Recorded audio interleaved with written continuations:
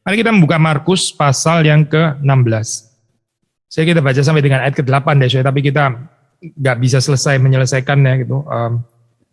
Kita mungkin membaca separuh saja ya, 1 sampai 4. Tapi kita baca semua aja ya. Mungkin nanti khotbahnya cuma bisa sampai kira-kira separuh. Gitu.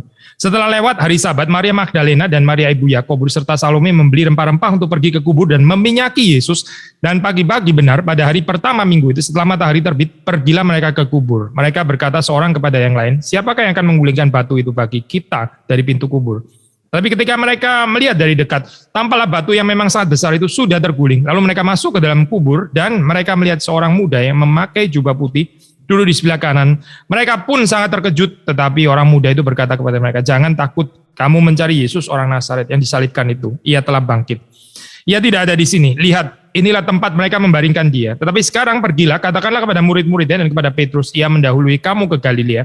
Di sana kamu akan melihat dia seperti yang sudah dikatakannya kepada kamu. Lalu mereka keluar dan lari meninggalkan kubur itu, sebab gentar dan dahsyat menimpa mereka. Mereka tidak mengatakan apa-apa kepada siapapun juga, karena takut. Demikian firman Tuhan. Mari kita masuk dalam doa.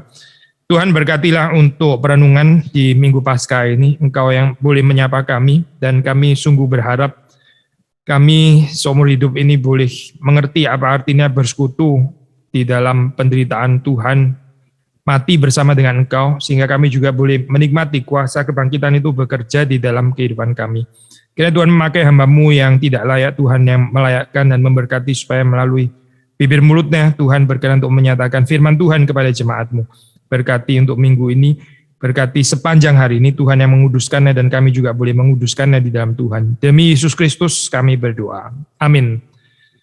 Saudara, kalau kita membaca di dalam ini ya, Markus ini ada perdebatan teologis yang sangat rumit tentang ini ya, varian naskah dan sebagainya gitu. Mungkin ini nanti saya mau ngomong lagi khususnya di Berlin ya, di kebaktian kita gitu. Karena ada orang yang rasa kayak berita kebangkitan ini mungkin di-create atau bagaimana ya, karena naskah-naskah yang lebih tua itu berakhir hanya kepada ayat yang ke-8 deh. Tapi itu pun seandainya ya, meskipun saya nggak mau dogmatis, ada keindahannya sendiri gitu. Memberhentikan Injil Markus sampai hanya pada ayat ke-8 ini gitu. Bagian tentang ini mungkin nanti saya akan lebih sharing di kebaktian sore saja gitu.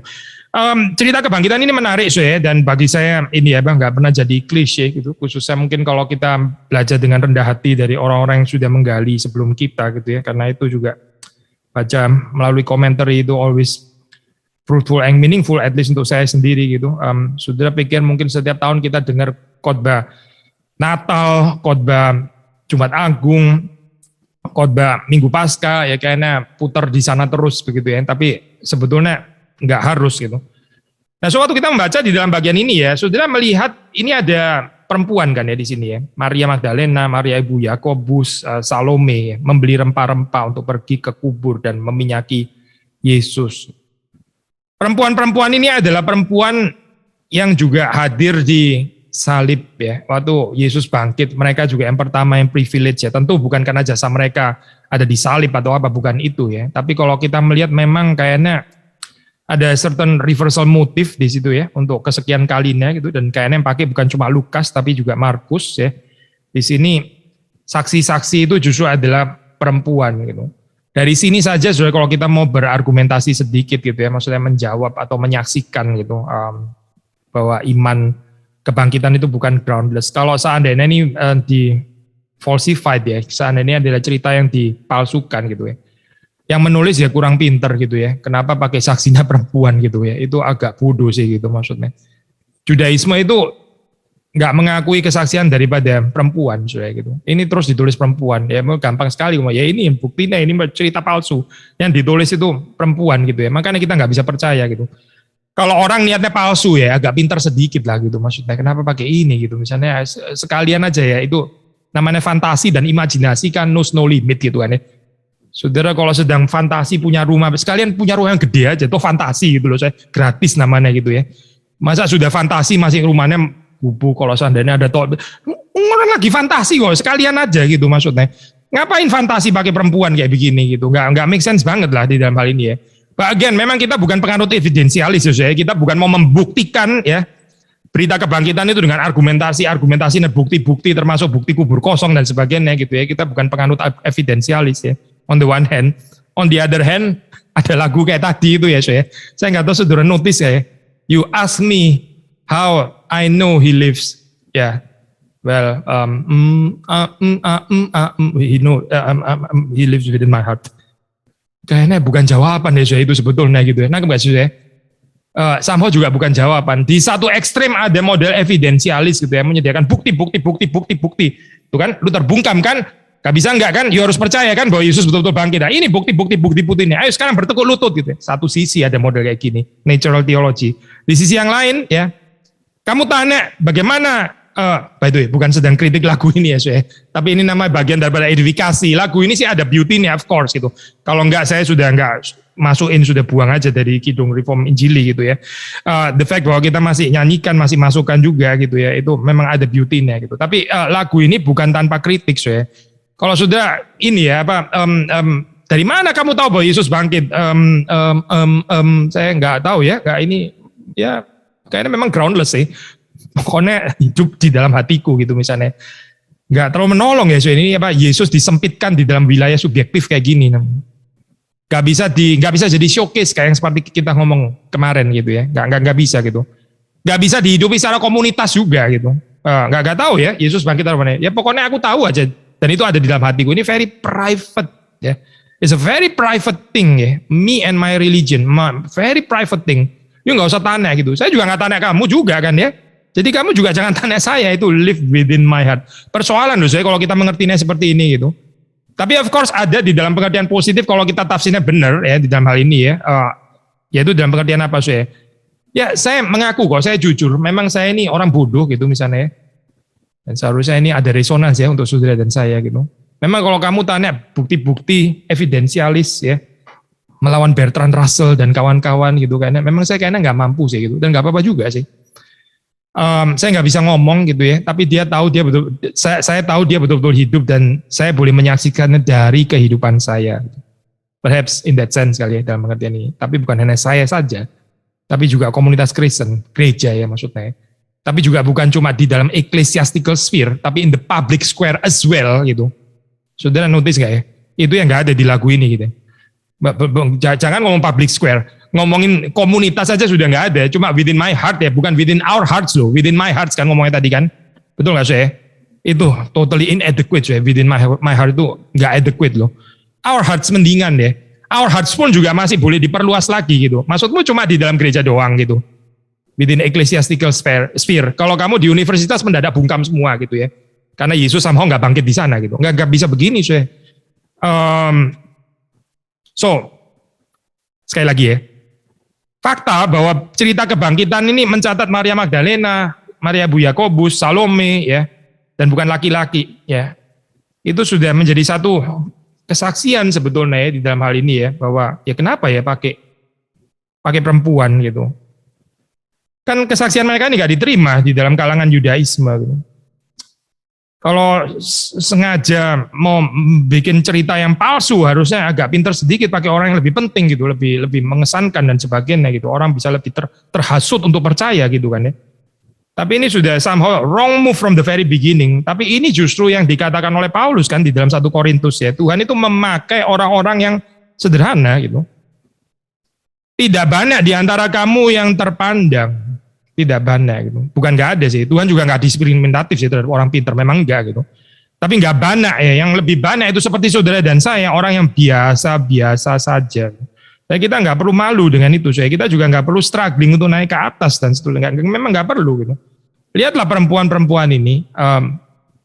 Mereka tetap perempuan. Mereka nggak berusaha menjadi laki-laki. Dan mereka dipakai Tuhan untuk menjadi saksi. Ya. Menarik sih kalau mengaitkan bagian ini dengan motif peminyakan ya. Di sini kan perempuan-perempuan ini membeli rempah-rempah ya, pergi ke kubur, mereka mau meminyaki Yesus. Tapi mereka nggak bisa meminyaki Yesus. Karena apa sih? Karena Yesus sudah bangkit gitu. Kesempatan meminyaki itu nggak ada lagi untuk mereka. Padahal mereka tulus kan ya. Nah, ini mengingatkan kita dengan peristiwa peminyakan sebelumnya yang jadi ada new significance di sini. Pengurapan minyak oleh perempuan yang kita nggak tahu namanya siapa itu ya. Yang memecahkan narwastu gitu loh saya. Yang somehow momennya keliru gitu ya. Itu sudah diantisipasi ternyata. Karena apa saya? Karena Yesus gak bisa diminyaki setelah dia mati gitu. Makanya Yesus mengatakan ini dia lakukan untuk mempersiapkan penguburanku ya. Ini dilakukan untuk mempersiapkan penguburanku. Karena nanti waktu Yesus betul dikubur, gak ada lagi minyak-minyakan, gak ada. Kesempatan itu sudah gak ada lagi saya. Mengapa? Karena Yesus bangkit. Jadi ini cerita pasal 14 actually ya di dalam Markus ini ya, menjadi indah ya kalau kita melihat dari perspektif kebangkitan gitu. Ternyata yang dikerjakan oleh perempuan yang nggak dicatat namanya itu ya, ada yang mencatat namanya memang di dalam Injil yang lain, tapi Markus seingat saya nggak catat ya namanya. Di daerah Betania itu ya, ternyata itu so meaningful ya, justru karena Yesus akan bangkit gitu. Justru karena Yesus bangkit, maka perminyakan itu harus terjadi ya, itu terjadi dan terjadinya sebelum. Karena apa? Karena waktu hari kebangkitan itu nggak mungkin lagi dilakukan, tetapi Yesus tetap memberikan kesempatan ya kepada manusia. Ini perempuan ini model ya untuk saudara dan saya, model untuk gereja gitu. Tuhan bukan karena kebangkitannya terus dan karena kebangkitan itu nggak cocok lagi untuk minyak-minyak gitu ya, maka terus sudahlah nggak usah melayani lagi gitu misalnya. Oh itu bukan Paskah, bukan gitu. Saudara bisa melihat di sini ya, berapa Tuhan itu mencintai kita ya, menyediakan kepada kita kesempatan untuk melayani meskipun momennya itu somehow tanda kutip ya, keliru gitu. Perminyakan itu terjadinya benar harusnya di sini gitu. Yesus mati, kubur terus minyak itu perlu di sini sebetulnya. Sekarang ini sebetulnya, tapi nggak bisa kan, nggak bisa dilakukan kan. Tapi yang indah sudah di dalam cerita kerajaan Allah itu bukan sudahlah nanti saya akan bangkit, terus nggak usah minyak-minyakan juga nggak pernah relevan tuh minyak untuk saya gitu. Bukan itu loh ceritanya juga another perempuan memang bukan 3 ini persis ya, tapi ini perempuan dan perempuan gitu ya. Perempuan yang lain itu diberikan kesempatan untuk melakukan peminyakan ini gitu. Jadi ini betul-betul satu sign profetik yang dilakukan oleh perempuan itu ya. Alangkah indahnya kalau gereja bisa seperti ini. Kita kadang-kadang merencanakan ini ya, devotion kita kepada Tuhan ya, ini pengorbanan kita ya, itu menurut yang kita pikir terbaik ya, seperti inilah perempuan-perempuan ini gitu. Tapi Tuhan mungkin nggak memerlukannya gitu, karena dia sudah bangkit. Motivasinya sih baik ya, betul-betul mau kasih minyak kepada mayat itu gitu. Tapi Tuhan sudah nggak bisa terima lagi. Jangan sampai kita terlambat di dalam momen yang tanda kutip keliru itu, yang kelihatan seperti premature itu ya. Lalu kita pikir nanti pada momennya, nanti kapan lah, waktu apa gitu ya, kejadian apa gitu, nanti saya akan melayani Tuhan, saya akan persembahan di sana atau apa gitu. Enggak selalu ada kesempatan gitu. Indah ya kalau kita bisa menangkap secara momen-momen yang kelihatan ya, secara urutan tuh premature gitu ya, nggak cocok momennya, tapi itu adalah the right kairos yang diberikan Tuhan kepada gereja, seperti diberikan kepada perempuan yang ada di Betania untuk mengurapi Yesus ya. Kita baca di bagian ini ya, supaya kita jelas, nggak usah semuanya. Pasal 14 ya, ayat 8. Ia telah melakukan apa yang dapat dilakukannya. She has done what she could. Tubuhku telah diminyakinya sebagai persiapan untuk penguburanku. Tubuhku telah diminyakinya sebagai persiapan untuk penguburanku. Setelah kalau kita baca di sini kan kita mungkin pikir, iya kita tahu ini persiapan untuk penguburan karena Yesus akan mati dan sebagainya. Ternyata lebih dalam loh artinya daripada itu. Persiapan penguburanku itu dalam pengertian karena nanti di kuburan Yesus nggak akan ada kesempatan meminyaki lagi karena Yesus bangkit. Padahal yang kita kerjakan di dalam dunia yang dikerjakan oleh gereja itu mirip seperti yang dikerjakan oleh perempuan ini. Nggak banyak orang mengerti, nggak banyak orang mengerti gitu.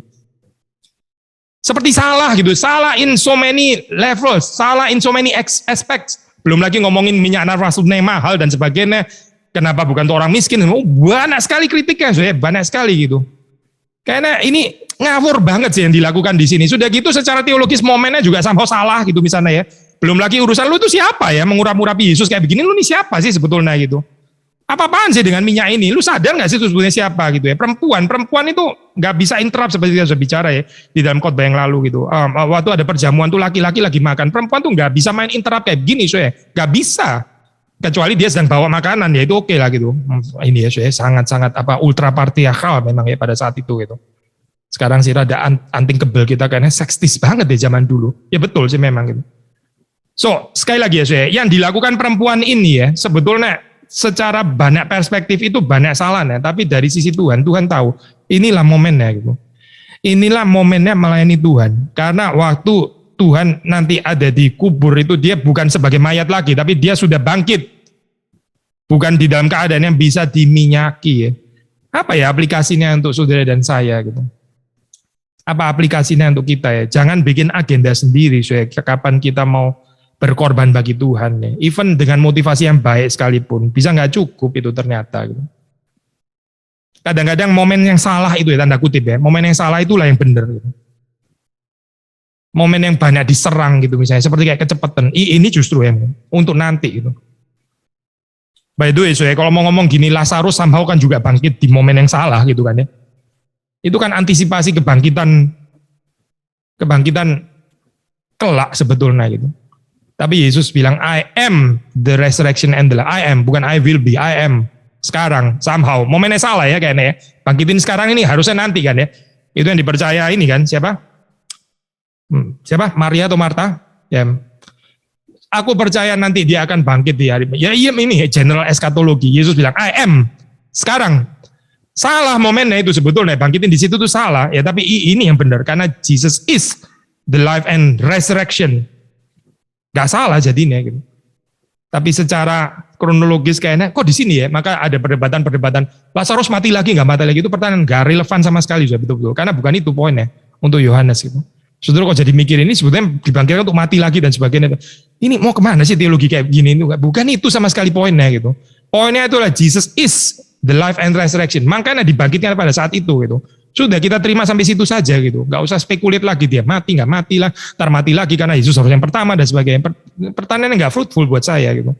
Karena poinnya Yohanes bukan ke sana. Balik lagi saya. Ini ada kemiripan ya dengan perempuan ini ya, waktu meminyaki Yesus di momen yang salah. Tapi inilah satu-satunya momen saya. Satu-satunya momen untuk mengekspresikan cinta kasih kepada Kristus Yesus di sini gitu. Yang ironis murid-murid nggak ada kesempatan itu ya, malah bukan cuma nggak ada kesempatan, malah mempersalahkan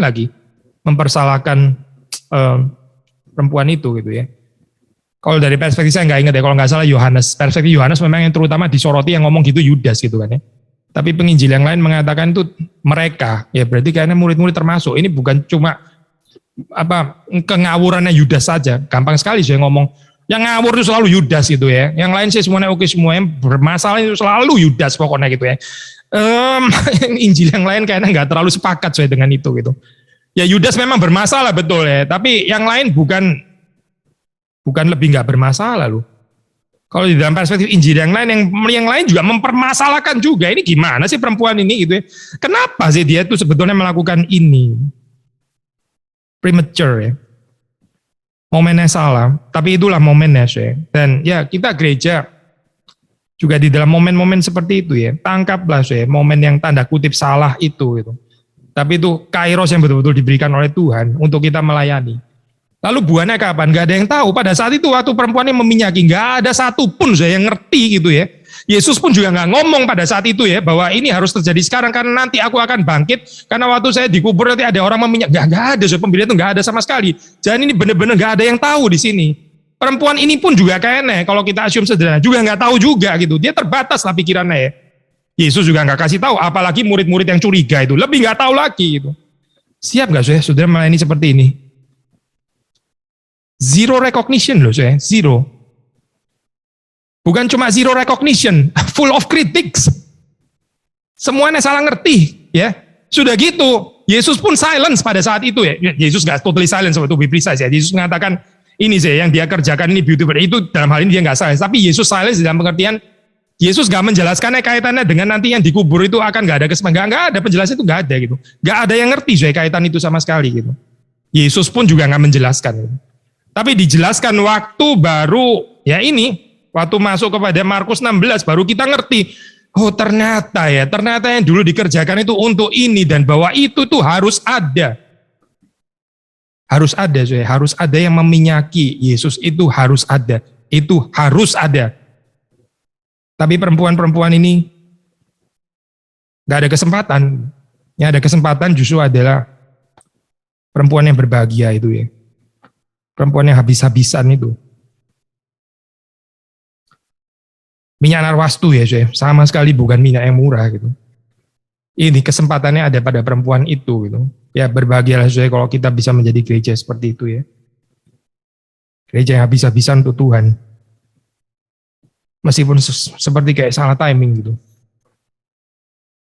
Apalagi yang kita bisa pelajari ya, banyak sekali sebetulnya yang kita bisa pelajari di sini. Tadi kita mengatakan bahwa ini ya, Tuhan memakai perempuan-perempuan ini ya. Perempuan-perempuan ini masih disebut namanya, itu kita masih tahu ya. Tapi perempuan yang meminyaki di Betania itu kita betul-betul nggak tahu loh siapa gitu. Ya, at least dari perspektif Markus nggak ada kejelasan sebetulnya. Remain anonymous ya, kita sudah bisa menjelaskan di waktu khotbah yang lalu ya, supaya kita jangan pikir tindakan heroik ya. Siapa yang kasih itu ya? Persembahan banyak juga ya gitu ya. Gila orang ini ya, luar biasa cintanya. Enggak, kita enggak cari identitasnya dia. Ini bukan untuk cari identitasnya siapa, tapi untuk mengajak saudara dan saya bercermin gitu. Ini tentang tindakannya dia, bukan tentang siapa dia. Enggak terlalu penting dia itu siapa gitu. Tapi siapapun dia, namanya siapapun, dia ini bisa menjadi model untuk saudara dan saya. Ini yang lebih penting gitu. Jangan kejar orang siapa yang persembahan paling banyak di gereja, siapa yang paling banyak korban dan sebagainya. Itu enggak penting, enggak penting. Tapi kita reflect nggak sih dengan yang dikerjakan orang gitu? Ada banyak martir yang kita nggak tahu loh namanya. Ada banyak orang yang tanda kutip ya, contribute ya. Saya pakai tanda kutip ya, ini istilah yang salah sih actually gitu. Di dalam pekerjaan Tuhan, tapi Tuhan nggak kasih tahu namanya siapa gitu. Itu orang-orang yang upahnya besar di sorga betul-betul ya. Dan ini termasuk dari berita Paskah ya, termasuk yang kita renungkan juga. Tadi kita mengatakan perempuan-perempuan deh. Di mana ya laki-laki ini? Ini juga termasuk berita Paskah. Ada orang yang harusnya ada tapi malah nggak ada. Sampai keluar kalimat ini, keluar kalimat siapa yang akan menggulingkan batu itu bagi kita dari pintu kubur? Ngendes nggak sih kalimat ini? Ini kita retreat gitu ya, misalnya kita semua apa itu? Semua misalnya ya, semua apa itu namanya perlengkapan dan semua koper misalnya dipul di satu truk gitu misalnya, terus truknya datang ke sini gitu ya. Terus yang keluar perempuan-perempuan gitu. Anak-anak kecil lagi gitu ya, anak sekolah minggu yang lucu-lucu gitu. Terus mereka tanya, siapa yang akan turunin barang-barang ini ya? Terus laki-lakinya di mana gitu. Lagi main volley lah atau apa gitu, atau sembunyi kemana, nggak tahu, ketakutan ya, takut tangannya luka gitu ya, nggak bisa, saya belum pakai krim nanti lecet gitu. Nyebelin nggak sih kayak cerita kayak gini? Ini nyebelin nggak sih? Ya ini cerita Paskah gitu. Ya inilah cerita Paskah gitu. Orang yang harusnya ada mana ya orang-orang ini gitu? Mereka sembunyi itu kalau kita baca di dalam Yohanes 20, mereka itu hiding. Ya hiding Rasul-rasul yang giant itu hiding gitu. Pengecut ya ternyata ya. Di dalam cerita Paskah ada exposure pengecut ini. Pengecut murid-murid Yesus ini pengecut sebetulnya gitu. Saudara kita jangan cepat-cepat, saya kayaknya bukan Yesus. Saya kayak lebih mirip perempuan-perempuan itu. Nanti dulu gitu. Bahaya ya, setiap kali kalau kita baca firman Tuhan kita langsung identifikasinya dengan orang yang benar, Saya kayaknya paling mirip dengan Yesus ya di sini gitu misalnya. Saudara-saudara dan saya bisa di dalam posisi yang pengecut ini loh. Kadang-kadang bisa di dalam posisi seperti ini loh. Sampai ada orang-orang yang lucu nggak sih? Saudara kalau yang turun itu anak-anak sekolah minggu, saudara lucu nggak sih kayak gitu itu? Koper-koper ditulis anak sekolah minggu lebih mencintai Tuhan, lebih berani, lebih mengerti apa artinya berkorban. Terus yang laki-laki semuanya ngacir nggak tahu kemana gitu misalnya ya. Lucu sekali itu gambaran kayak begitu sangat nggak oke gitu. Dan inilah berita Paskah Ya ini berita Paskah gitu. Manusia itu didapati pengecut, betul. Lalu terus mungkin saudara yang perempuan ya, jangan cepat-cepat sombong. Nah itulah memang dari dulu saya sudah tahu bahwa feminisme itu sama benar gitu misalnya ya. Nanti dulu. Ini banyak nanti dulu nih, nanti dulu gitu. Yang menggulingkan batu ini bukan perempuan-perempuan ini loh. Paskah itu adalah entirely God's work. Bukan perempuan ini gitu. Kalau mau ada katakanlah certain pujian ya oke lah. perempuan ini lebih ada virtue of courage gitu ya. Itu pun mereka kita percaya juga ada ketakutan sih sebetulnya. Kita tahu dari mana? Nanti di Berin saya sambung ya. Yang ayat-ayat di bawah-bawah itu menyatakan bahwa mereka sebetulnya ketakutan kok gitu. Tapi di dalam bagian ini ya mereka hopeless ya sebetulnya itu. Ini batu ini siapa yang bisa gulingin? Kita nggak kuat tuh pasti itu. Mungkin bisa saja berpikir ya nanti kita akan ketemu orang lagi siapa sih memang sih ini apa? Yohanes, Petrus nggak tahu di mana mereka, Yakobus dan sebagainya itu di mana mereka ini ada di mana sih? Sudahlah memang sudah nggak usah terlalu dimasukin hati gitu ya. Pokoknya nanti kita sana siapa tahu kita ketemu penjaga kubur ya mungkin kita bayar lah kasih uang atau apa gitu atau kasih ini apa itu ketan hitam atau apa itu mereka puas sedikit gitu ya nanti terus kemudian ini bisa terbuka gitu. Bukan itu ceritanya coy, bukan gitu. Ceritanya adalah mereka nggak melakukan apa-apa. Lalu ini saya tertarik dengan perkataan ini ya, saya komentari dia mengatakan, the human role in the event is that of witness, not worker. Bagus sekali ya saya kalimat ini ya. The human role in the event of resurrection is that of witness, not worker. Ini harusnya jadi narasinya gereja, saya. Gereja itu selama-lamanya itu witnessing, not worker. Sudah jangan mau ditipu ya dengan kesombongan, pride kedagingan dan sebagainya atau hasutan iblis. Saudara merasa saudara yang working. Christian itu tuh kita tuh cuma simply Webster mengatakan ya itu rhetoric of indication. Kita cuma attest to pekerjaannya Tuhan. Actually cuma menunjuk seperti Yohanes Pembaptis gitu. Menunjuk Yesus yang mati di atas kayu salib, menunjuk juga Yesus yang sudah bangkit. Ini saya. Hati-hati ya saya, gereja waktu menjadi gagal ya, dia mulai menunjuk kepada dirinya sendiri. Gitu. Dia mulai itu conscious dengan apa yang dia kerjakan gitu. Itu bukan berita Paskah saya, itu bukan berita salib, bukan Yohanes Pembaptis itu. Itu bukan saya, bukan. Itu cerita asing. Cerita asing saya, itu asing sekali saya untuk Injil gitu. Bukan berita Paskah. Berita Paskah itu sudah diundang untuk menyaksikan saja, and yet that menyaksikan itu sebetulnya bukan saja gitu. Karena untuk menyaksikan saja itu perlu penyangkalan diri. Kenapa? Karena manusia sombong. Manusia itu mau dihitung jasanya gitu. Manusia itu maunya konsep sinergis. Iya sih ada anugerah Tuhan, tapi jangan lupa loh ya, ini saya juga ada ya sebetulnya gitu. Saya ada somehow mungkin 50-50 atau enggak, 50-50 sungkan lah ya. Mungkin Tuhan sih somehow 90%, mungkin 98 lah ya. Tapi tetap loh, 2% itu sahamnya saya loh sebetulnya gitu. Bagaimanapun tuh saya loh yang mulai. Saya menggerakkan loh. Itu Paskah saya. Itu bukan Paskah. Bukan saya, itu bukan Paskah gitu. Paskah bukan itu saya, bukan itu. Paskah itu sudah diekspos ini loh. Ya. Kelihatan perempuan lebih baik? Enggak juga. Enggak bisa gulingin mereka gitu. Batunya bukan terguling karena mereka, bukan.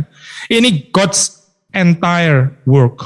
Ini entirely God's work. Ini adalah sepenuhnya ya pekerjaan Tuhan. Apa sih itu gereja saya? Kita berharap seperti ini ya saya, berjalan di dalam kuasa kebangkitan Kristus, yaitu batu-batu yang terguling satu persatu. Itu God's entire work. Itu entirely God's work, not your and my work, bukan saya. Saudara lalu apa? Ya kita setia saja menyaksikan. Beautiful ya saya gambaran ini ya. Orang yang di dalam kehidupannya terus menyaksikan kuasa kebangkitan ya. Itu dia bisa memberi segala kemuliaan kepada Tuhan. Nah orang kalau menyaksikan masih sombong juga itu keterlaluan sombongnya, benar nggak sih? Cuma kasih tahu doang gitu ya. Di situ ada apa keju murah gitu kan. Sudah beli? Tahu kan saya berapa? Itu uang gendeng gitu ya. Gila, dia cuma nunjukin doang tapi dia sombong gitu misalnya ya. Aneh sekali itu agak nggak tertolong ya kesombongan kayak gitu. Kayaknya perlu konseling berkali-kali orang seperti itu. Tapi kita pikir normal aja lah ya. Orang kalau hanya menyaksikan ya harusnya dia tahu lah itu bukan ada pada dia ya gitu. Dia cuma menyaksikan. Kalau nggak ada event ini, kalau nggak ada resurrection, dan apa yang mau di-witness gitu loh. Kalau nggak ada orang jualan keju enak dan murah itu tadi, ya saya mau ngomong apa coba gitu ya. Nggak ada bahan juga kan akhirnya gitu. Ilustrasinya. So, sekali lagi ya. Saudara dan saya dipanggil untuk setia menyaksikan gitu ya. Justru di dalam menyaksikan itulah keterlibatan kita itu paling nyata. Ini paradoks ya paradoks. Kita pikir kita lebih ada union with Christ. Kita pikir kita lebih ada fellowship with Christ kalau kita agak sedikit nyampur-nyampurin kerjaannya Tuhan gitu. Justru tidak kita itu betul-betul in perfect union with Christ waktu kita menyaksikan saja menyaksikan saja. Sekali lagi ya, saudara dan saya dipanggil untuk menghidupi narasi Paskah ini ya. Mungkin beberapa poin ini saja. Nanti ayat-ayat yang lain kita bisa lanjutkan perenungannya di dalam kebaktian sore. Kiranya Tuhan memberkati kita semua. Mari kita masuk dalam doa. Tuhan, kami bersyukur untuk apa yang kami renungkan, meskipun singkat, tapi kami percaya kami sudah mendengar apa yang Tuhan kehendaki. Dan tolong kami untuk bisa mengaplikasikannya, meletakkannya di dalam konteks kehidupan kami dengan pertolongan Roh-Mu yang kudus, sehingga firman ini boleh berbuah dan tidak sia-sia. Demi Yesus Kristus kami bersyukur. Amin.